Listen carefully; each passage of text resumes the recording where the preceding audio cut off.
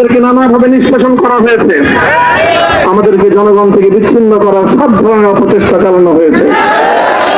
আমি আজ এই মুহূর্তে আমার এই মুক্তি উপলক্ষে আমি বলতে চাই, আমাদের উপর জুলুম করা হয়েছে, এটাকে আমরা সহ্য করে নিলাম।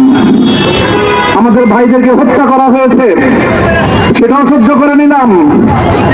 আমরা আমার সন্তানের লাশ কাঁধে তুলে নিয়েছি, সেটাকেও আমি হাসি মুখে বরণ করে নিলাম।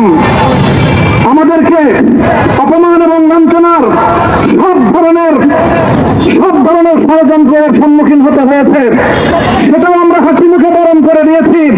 কিন্তু আল্লাহর জমিনে আল্লাহ এবং তার রাসূলের কোন সম্মান এক মুহূর্তের জন্য আমরা বরদাস্ত করে নেব না।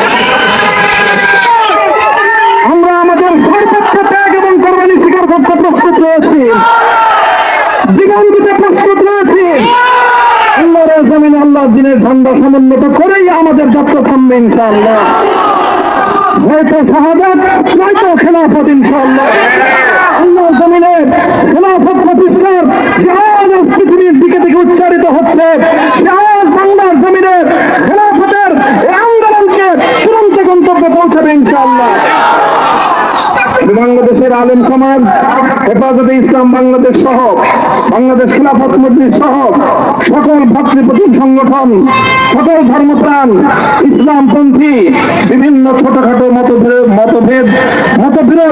মত পার্থক্যের ঊর্ধ্বে উঠে যারা এলায়ে কালিমাতুল্লাহর এই এক বাণীতে বিশ্বাসী, আল্লাহর জমিনে আল্লাহর দ্বীন কায়েম করতে চাই, আমাদের তাআলা ইলা কালিমাতিন সাওয়াইন বাইনানা ওয়া বাইনাকুম এই এক মন্ত্রে উজ্জীবিত হয়ে আল্লাহর দ্বীনের ঝান্ডা সমুন্নত করবার এই আন্দোলন এবং সংগ্রামে আমি নিজেকে উৎসর্গ করার ঘোষণা করছি। এবং আমার সকল ভাইদেরকে, আমি সকল উলামায়ে কেরামকে এবং ধর্মপ্রাণ মুসলমানদেরকে, ইসলামী নেতৃত্বকে ঐক্যবদ্ধভাবে এই সংগ্রামের ঝান্ডা সমুন্নত করবার, ধারণ করবার আহ্বান জানাচ্ছি। এবং আপনাদের সকলকে আবার শুকরিয়া জ্ঞাপন করছি যে আজকে আপনারা এভাবে আমাকে উৎসাহিত করেছেন, উজ্জীবিত করেছেন। আল্লাহ পাক আপনাদের সকলকে উত্তম বিনিময় দান করেন। প্রিয় ভাইয়েরা,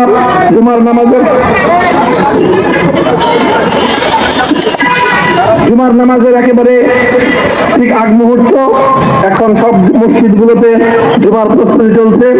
আমরা এখন এখানে খুব সংক্ষিপ্ত দোয়ার মাধ্যমে আমাদের আজকের এই প্রোগ্রামের সমাপ্তি ঘোষণা করব।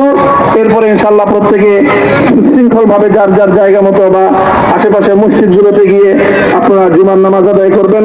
আমি আবারও বলছি, আমি আমার আলোচনার শুরুতে কোরআনে পাকের সেই আয়াতটুকু তেলাওয়াত করেছিলাম, হযরত ইউসুফ আলাইহিস সালাতু ওয়াস সালাম কারামুক্তি এবং প্রকৃত যারা অন্যায়কারী ছিল, সেই অন্যায়কারীদের স্বরূপ ওনার সামনে উন্মোচিত হয়ে যাওয়ার পর, জাতির সামনে তাদের স্বরূপ উন্মোচিত হয়ে যাওয়ার পর তিনি যে কথা বলেছিলেন, আমিও নবী ইউসুফ আলাইহিস সালাতু ওয়াস সালামের অনুসারী হিসাবে তার সুরে সুর মিলিয়ে, কণ্ঠে কণ্ঠ মিলিয়ে কথাই বলতে চাই, লা তাসরিবা আলাইকুমুল ইয়াউম, ব্যক্তিগত আক্রোশের প্রতিশোধ আমরা কারো কাছ থেকে গ্রহণ করব না। সকলকে আহ্বান জানাই, মাদ্রাসা, স্কুল, কলেজ, ভার্সিটি কোন শিক্ষা ব্যবস্থার ছাত্রদের মধ্যে বিভেদ করার নীতিতে মামুনুল হক বিশ্বাস করে না। আসো, স্কুলের ছাত্র আসো, আমার মাদ্রাসার ছাত্র পাশে দাঁড়াও, কলেজ থেকে আসো, ভার্সিটি থেকে আসো, তোমরা হাতে হাত মিলো, ইনশাআল্লাহ দেশের স্বাধীনতা অক্ষুণ্ণ থাকবে। এদেশের ইসলাম এবং হাজার বছরের যে সাধনা সংগ্রাম, সেই সংগ্রাম বিজয়ী হবে ইনশাআল্লাহ। এই জনপদ ইসলাম এবং মুসলমানদের জন্য হাজার বছর ধরে এখানে কালেমার ঝান্ডা সমুন্নত করবার জন্য আমাদের পূর্বপুরুষরা যে সংগ্রাম করে গেছেন, সেই সংগ্রামকেই আমাদের কাঙ্ক্ষিত গন্তব্যে পৌঁছানোর জন্যই আমরণ এক সাধনায় আত্মনিয়োগ করতে হবে। সেই আহ্বান আমি সকলের প্রতি ব্যক্ত করছি। ওয়া আখিরু দাওয়ানা আলহামদুলিল্লাহি রাব্বিল আলামিন।